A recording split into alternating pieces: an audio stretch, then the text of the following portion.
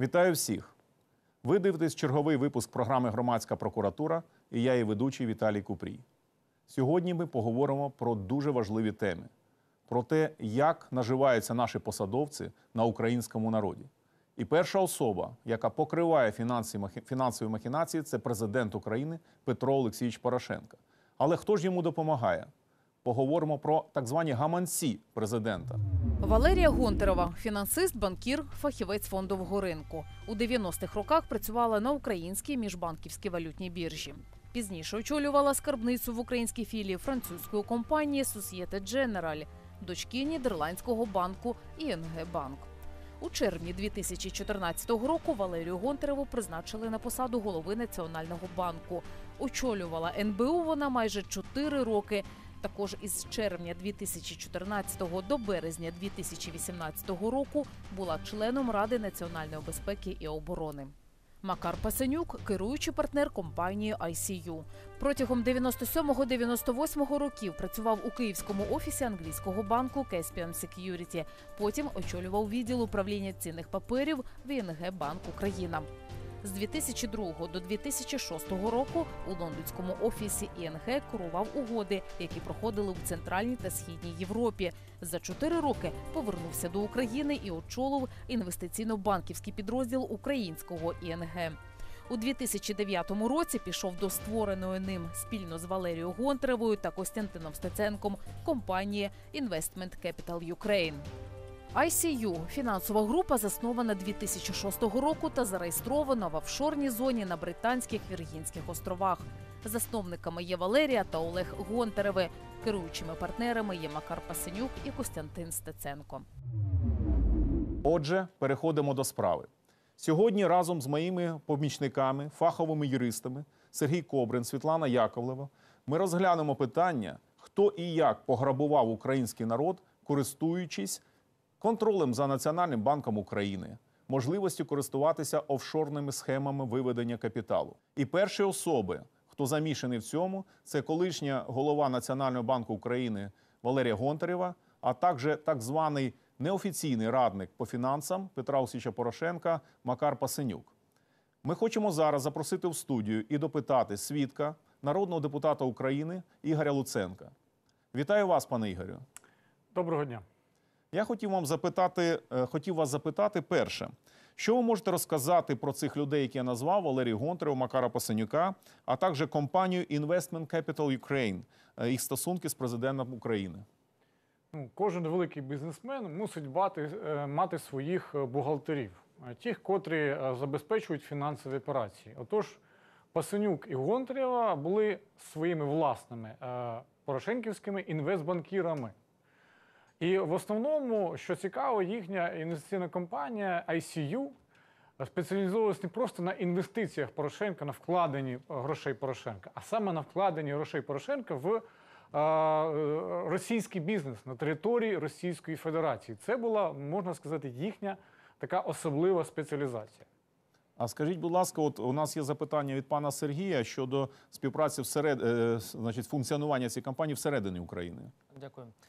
Пане Ігорю, підскажіть, будь ласка, чи відомо вам про співпрацю компанії ICU з банками країни-агресора як на території України, так і на території тимчасово окупованій? І якщо так, то коли мала місце така співпраця?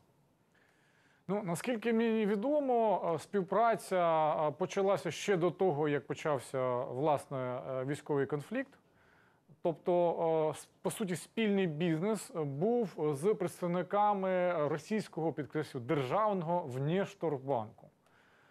Тобто, були ряд проєктів, в яких працювали спільно гроші Гонтарева і Пасенюка і, відповідно, оцих представників держави-агресора. Причому, як мінімум до серпня 2014 року, формально цей бізнес продовжувався.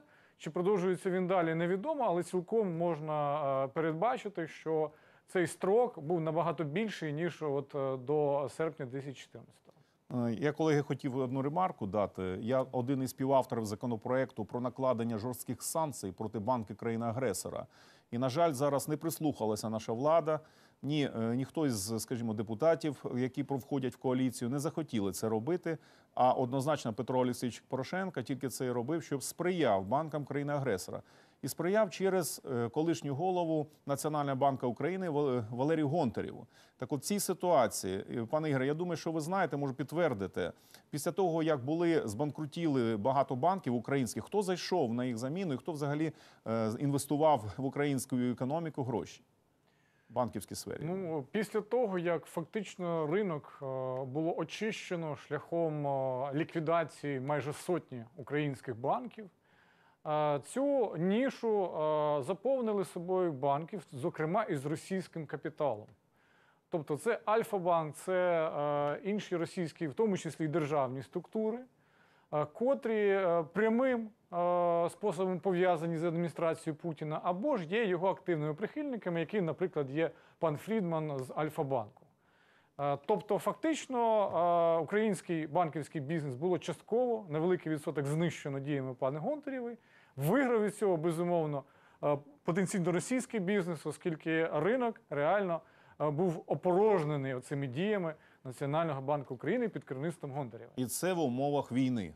Так. Це зрозуміло, що сприяння агресору, а банківська сфера – це фундаментальна сфера економіки, це вона повертається до нас, повертається мінами, снарядами, гинуть патріоти, проливається українська кров. Пані Світлана, ви хотіли задати запитання? Так, пане Ігорі, скажіть, будь ласка, чи відомо вам, за допомогою якої компанії Віктор Янукович зміг легалізувати $1,5 мільярди доларів? І що наразі відбулося з даними грошовими коштами? Так, відомо, компанія ICU, засновниками котрої були Гонтарева і Пасенюк. І, до речі, в той період, коли проводилися операції з так званими грошима Януковича цією компанією, Гонтарева також входила до керівних органів, тобто вона не була просто власницею, вона була в курсі всього, що там відбувається в операційному режимі. Саме в ICU робила, так би мовити, операції, я би це охарактеризував як відмивання коштів, котрі, зрозуміло, було вкрадені українців, і далі потрібно було якось легалізувати, в тому числі забезпечити їх вкладення та дохідність шляхом вкладення в фінансові інструменти. Відповідно, саме ICU обслуговував цей процес, як потім заявила Гонтарева, також інші представники цієї компанії, що вони просто неналежним чином збирали інформацію про своїх клієнтів, просто не було їм відомо, що ці гроші крадені у народу України. Але виходить, що факт операції з грошима Януковича ніхто не заперечує. Тобто, дійсно, така операція мала місце. Пане Ігорю, от ми як дізналися всі про те, що фактично без такого судового розслідування, по незрозумілому рішенню суду було конфісковано ці гроші. Ми знаємо, що взагалі судовий процес має бути відкритий, а тут якесь утаємничене рішення. От я подав навіть заяву, попросив Генпрокуратуру надати мені його в межах як депутатського звернення. Ніхто не надав, зрозуміло. Я навіть оскаржував і просто намагався там в судовій системі, в судову адміністрацію звертатися, щоб мені надали це рішення. Але не вважаєте ви, що оскільки ми ознайомились уже з текстом рішення через телеканал Руставі-2, воно було прилюднено, що нам ще прийдеться комусь колись відповідати Україні за такі рішення, оскільки дуже сумнівна їх законність? Річ у тім, що особливість правової системи полягає в тому, що гроші, якщо вони вкрадені, мусять бути конфісковані у законний спосіб. У спосіб, визнаний суспільством як правомірний. Натомість, коли це робиться втаємниченим таким методом, не показуючи всіх деталей, навпаки, свідомо приховуючи всі особливості цього процесу, відповідно, суспільство не визнає легітимність. Да? Даруйте, проведу таку паралель, простіше було просто фізично забрати ці кошти, так? І сказати, що от ми забрали вкрадене, але ж це не буде правовим шляхом.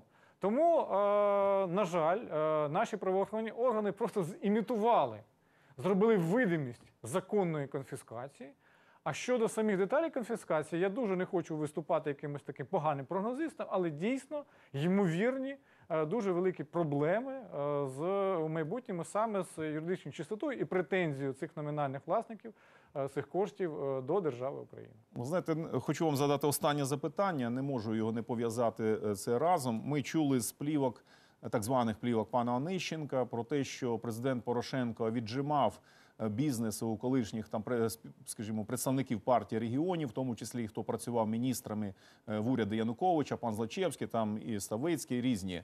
Так от, якщо прокуратура вважає, що вона законно відібрала ці кошти, 1,5 мільярда, чому більше ні у кого нічого не відібрали? От скажіть, будь ласка, чому таке відбувається, на вашу думку? Я думаю, що просто ці кошти таким чином трапилися на дорозі представників нинішньої влади, що вирішили з ними саме таким шляхом поступити. Тому що в інших всіх випадках, зокрема тих, котрі мені відомі, наприклад, неподалік звідси від цієї студії знаходиться вертолітний майданчик Януковича, який також перейшов у власність оточення Порошенка. І, власне, це було також вкрадене у киян майно, територія, земля, нелегально збудована будівля. Зараз всі доходи йдуть уже фактично оточенню Порошенка від цього об'єкту. Я вам дуже вдячний, пане Ігорю. Я зараз хотів би прокоментувати ситуацію. Я вважаю, що саме гроші Януковича, які лежали, скажімо, на банківських рахунках, депозитаріях, акцій, їх так просто не було собі привласнити. Тому пішли шляхом, що зробити це щодо судовим рішенням, зробити начебто власність держави, повернути. А всі решта ситуацій, які пов'язані з віджимом бізнесу, який належав свого часу там людям Януковича, їх просто стали забирати собі напряму. І навіть про бюджет, про людей, там, про те, що можна покращити соціальні стандарти, абсолютно нічого не йдеться. Це ми знаємо і по Злочевському, по фірмі Бурісма. Вже 50/50 вони відібрали собі, і це вже зафіксовано. На жаль, НАБУ заплющило очі на цю ситуацію. Це і по Берсемнафта. Ми знаємо, скільки випадків було віджиму. На всі ці випадки ми, як громадська прокуратура, відреагували. Ви направили звернення до Національного антикорупційного бюро. Але ця кишенькова рошенівська організація не відкрила жодного провадження. Тому ми були змушені піти до суду, і наші помічники, в тому числі пані Світлана, ходили і перемогли там таку бездіяльність. Зараз відкриті провадження по захопленню Петром Олексійовичем Порошенко і його оточенням, в тому числі Гонтаревою, захопленням, значить, і майна, і незаконним привласненням грошей. Тому сподіваюся все-таки, що ми доб'ємо цю ситуацію до кінця і будемо тримати на контролі. Тепер я хотів би запросити іншу людину в студію, свідку, відомого журналіста, який проводив багато розслідувань зловживань гаманців Порошенка. Це пан Олександр Дубінський. Вітаю вас, пане Олександре. Добрий вечір. У мене до вас запитання, які пов'язані вже з діяльністю безпосередньо Національного банку України. Скажіть, будь ласка, чи відомо вам про участь колишнього екс-голови Валерії Гонтаревої в махінації, пов'язаними з таким званим доведенням до банкрутства певних банків, як Фінанси Кредит, Михайлівський, Дельтабанк? Дуже багато їх було, ви знаєте. На самом деле это не только вопрос Валерии Гонтаревой, но и действующего главы Национального банка Смолия и согласованного первого заместителя Смолия Екатерины Рожковой. Все эти люди стояли вокруг проекта и создавали проект, который называется «Расчленение и уничтожение банковской системы Украины». Проект этот был направлен на то, чтобы уничтожить как можно большее количество банков для последующего дерибана их активов. Что было сделано? Грубо говоря, Национальный банк с применением своих инструментов надзора доводил банк до банкротства, фактически признавал его неплатежеспособным и выводил с рынка. После чего активы этого банка, недвижимость, залоговое имущество, корпоративные права, то есть акции предприятий, любые ценные активы этих банков вместе с деньгами вкладчиков передавались в фонд гарантирования вкладов, который контролирует бизнес-партнер Петра Алексеевича Порошенко, господин Ворушилин. Они вместе совладельцы банка МРИА. Сейчас называется он Международный инвестиционный банк. Так вот, после того, как умерщвленный банк передавался на расчленение фонду гарантирования вкладов, эти вот активы, самые интересные, продавались с аукционов. И доступ к покупке этих активов имели люди Петра Алексеевича Порошенко. В частности, Макар Пасынюк, который является бизнес-партнером Валерии Гонтаревой. Эти продажи осуществлялись через так называемые американские площадки по реализации активов банков-банкротов. То есть, по разным оценкам, около 200 миллионов долларов через эти площадки Гонтарева, Пасенюк, Порошенко смогли прокрутить и, собственно, Пане предполагаю, Олександре, положить в свой карман. Хотів би прокоментувати, і мої колеги знають про це, що я знав про ситуацію, яка відбувається, тільки став на посаду, обрався на посаду народного депутата. Уже в грудні 2014 року стало зрозуміло про такі незаконні дії пані Гонтаревої і оточення за вказівкою президента Порошенка. І я виніс проект постанови. Я один із перших депутатів, мабуть, перший депутат, який з цього скликання, вніс проект постанови ще на початку лютого 2015 року про заслуховування звіту пані Гонтаревої з наступними рішеннями про її звільнення. Я хотів би в студії, щоб показали цей документ, коли він був зареєстрований, і це видруківка з сайту Верховної Ради.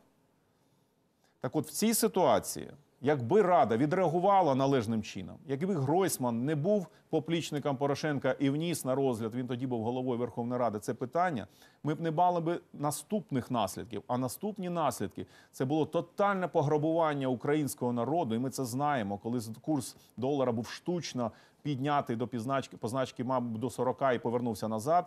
За моїми підрахунками, було виведено з країни, привласнено в кишенях осіло офшорних компаніях Порошенка близько 2 мільярдів євро. А ми потім отримали ціни, які вдвічі-тричі стали дорожчі при ті ж самі заробітні плати. От за це треба відповісти. Пан Сергій, ви хотіли також задати запитання? Пане Олександре, чи можете ви більш детально пояснити нам та розказати про діяльність фонду гарантування вкладів фізичних осіб? Нас цікавить питання, яка сума коштів платників податків була витрачена для виплат клієнтам штучно збанкрутілих банків? Сумма средств, которые потеряли вкладчики в банках, которые были обанкрочены действиями Валерии Гонтаревой, составила более 150 миллиардов гривен. Нужно сюда добавить деньги, которые потерял украинский бизнес. Они не компенсируются фондом гарантирования вкладов, но это еще около 100 миллиардов гривен, которые не вернуть. Вот та экономическая ситуация, которую мы сегодня наблюдаем, дефицит денег, обнищание населения, нежелание развиваться малого бизнеса, потому что у них банально нет для этого средств. Это результат этой политики. То есть, когда у предпринимателей отобрали их деньги, они перестали заниматься бизнесом. Когда у населения отобрали их сбережения, напомню, гарантируются вклады только до 200 тысяч гривен, а все, что свыше, не гарантируется. То есть, когда у населения отобрали деньги, люди стали меньше тратить, делать для себя каких-то покупок, соответственно, экономика стала замедляться. То есть действия Гонтаревой по расчленению и уничтожению банковской системы привели к экономическому кризису, его углублению очень серьезному. Пане Олександре, колега моя Світлана хоче задати вам запитання. Так, скажіть, будь ласка, ви можете нам повідомити про розмір інвестицій Петра Порошенка для купівлі акцій ресторанів швидкого харчування «Бургер Кінг» в Росії? Зачекайте, настільки серйозне запитання. Я хотів би пояснити нашим громадянам, що Петро Олексійович Порошенко через підконтрольні йому офшорні компанії за допомогою своїх радників у березні цього року, у березні, на 4 роки війни пройшло, інвестував в Росію близько 100 мільйонів доларів в країну-агресора. І от я хотів би додатково вашу думку про це. Пане Олександре, будь ласка. Эта инвестиция, это диверсификация бизнеса Петра Алексеевича Порошенко на территории Российской Федерации. Как известно, у него там не только Липецкая кондитерская фабрика, а целый ряд бизнесов. Это крахмалопродукты, то есть завод по производству крахмала, и целый аграрный холдинг, называется Lucky Grain. Представьте себе, есть кондитерская фабрика, аграрный холдинг, крахмальный завод. Тут еще покупается сеть быстрого питания Burger King. Эту покупку, там около 88 миллионов долларов потратил на покупку этой сети быстрого питания Петр Алексеевич Порошенко, осуществил для него господин Сальветти. Сальветти является президентом корпорации Ротшильд по странам СНГ. Тот самый человек, который якобы вывел корпорацию Рошен в слепой траст и отвечает за ведение этого бизнеса. То есть человек, который должен был отстранить Порошенко фактически от управления корпорацией Рошен, передать эту корпорацию в слепой траст так, чтобы Порошенко не имел к ней отношения, параллельно выполняет для него услуги по управлению его личными средствами, берет его сотни миллионов долларов и вкладывает в Российскую Федерацию. Пане Олександре, я також хотів один коментар. Я подавав самостійно звернення до НАЗК, Національної агенції запобігання корупції, про порушення Петром Олексійовичем Порошенко вимог антикорупційного законодавства. За нашим законом ніякі ні Ротшильдські, ніякі іноземні компанії не мали права сприяти Порошенку тим, щоб він перекидував свої активи з одної офшорної компанії на іншу. Сліпі, зрячі, трасти, будь-які. У нас є чітко встановлена процедура, і процедура вона передбачає, що це має бути державна компанія з відповідною ліцензією. А наслідки, знаєте, які мають бути? Якщо пройти по закону, то якщо порушена норма закону, має бути все значить, конфісковано і накладено арешти одночасно. Тобто я вважаю, що в цій ситуації пан Порошенко просто має відповісти за це, за законом. На жаль, поки що немає правоохоронців, які би це значить, довели до логічного кінця. Але от останнє запитання, пане Олександре, скажіть, будь ласка, от фінансові афери, несплата, ухилення від сплати податків, легалізація коштів, нажитих незаконним шляхом. Ну, купа злочинів, мільярди проходять, Макар Пасенюк, Гонтарев, все, але ніхто не притягається до кримінальної відповідальності. От скажіть, яка, на вашу думку, причина в цьому? Но причина дела вся в том, что люди, которые должны понести ответственность за преступления, связанные со злоупотреблением власти, на легализации денег, полученных, нажитых преступным путем, что требуется, правда, еще доказать. А все эти преступления должны быть доведены до вынесения подозрения уже после смены президента и после выборов в парламент. То есть сегодня правоохранительные органы, полностью инкорпорированные во власти, находятся под ее контролем. Грубо говоря, следователь расследует только те преступления, которые им разрешает расследовать власть. И, очевидно, власть не разрешает расследовать преступления против себя. Создание вот так называемых антикоррупционных органов – очередная витринная реформа, потому что со времени их создания мы не увидели ни одного приговора против членов действующей системы, действующего организованного преступного сообщества, которое имеет право сегодня называть себя властью в результате выборов. Пане Олександре, от буде останнє запитання. Я постійно розповідаю і показую українському народу бездіяльність правоохоронних органів. Я є заступником голови профільного правоохоронного комітету Верховної Ради. Я точно вам всім кажу, що у нас існує колапс просто в країні. Ну, це всі бачать, це, в принципі, очевидні речі. І ми доведемо ці справи до логічного кінця після зміни влади. Але ще є така делікатна тема, яку, я вважаю, треба оговорити. Це ситуація з Приватбанком. Наскільки я знаю, ця ситуація, вона заведена зараз в такий глухий кут, оскільки незаконними діями і постановами Національного банку України за вказівкою Петра Олексійовича Порошенка, однозначно з метою встановлення контролем за певними такими дуже серйозними активами, які були в Приватбанку, зроблені певні дії, які підвели до так званої націоналізації. Ну, за моїми повністю аналізом, оскільки існує два звіта таких великих аудиторських компаній, Ernst & Young і PricewaterhouseCoopers, така націоналізація, у неї не було підстав абсолютно. Приватбанк давав, значить, прибутки, він відповідав по своїм зобов'язанням, але штучно отак от підвели під цю націоналізацію. І те, що витратили на це державні кошти або кошти платників податків, в цьому є вина, ну, первинна вина самого президента і Гонтарєвої. Більш того, я хотів сказати, що останній рік роботи Приватбанка довів, що держава не є, значить, ефективним власником. 26 мільярдів збитків тепер у Приватбанка, які лягли тепер тягарем на український народ. І от за це треба відповісти. От, пане Олександре, ви погоджуєтесь, що ця ситуація, вона потребує такого об'єктивного розслідування, і ці керівники держави мають бути притягнуті до відповідальності? Ситуация настолько очевидна, как по мне. Банк был признан неплатежеспособным, то есть банк, который не может выполнять свои обязательства. При этом Приватбанк не допустил ни одной задержки платежа и ни одного, скажем так, невыданного вклада в своей системе. То есть его признали неплатежеспособным на основании решения Национального банка о нехватке капитала. Что произошло на самом деле? На самом деле Национальный банк, выполняя указания администрации президента, фактически рейдерским путем захватил один из крупнейший украинский банк, прибыльный на тот момент банк, и передал его под контроль государства. Для чего это было нужно? В моем понимании есть для этого две причины. Первая причина – возможность вливать туда бесконтрольно миллиарды гривен из средств госбюджета, и эти деньги деребанить. То есть это кормушка, которую для себя создала украинская власть таким вот решением. Захватив успешное предприятие, огромное предприятие, туда вливаются наши с вами налоги и потом воруются в интересах чиновников. Это первая причина.